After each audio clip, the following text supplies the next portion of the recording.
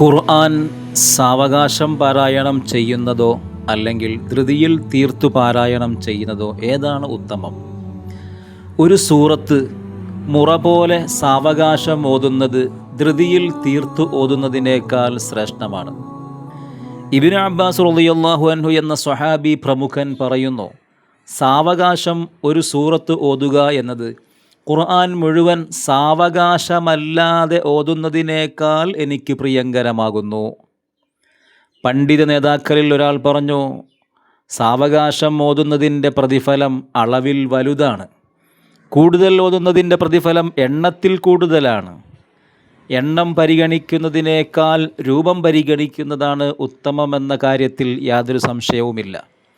എന്തുകൊണ്ടെന്നാൽ ഒരു രത്നം അനേകായിരം സ്വർണ്ണ വെള്ളി നാണയങ്ങളോട് കിടപിടിക്കുന്നുണ്ട്. അപ്പോൾ ഖുർആൻ സാവകാശം പാരായണം ചെയ്യലാണ് ഉത്തമം.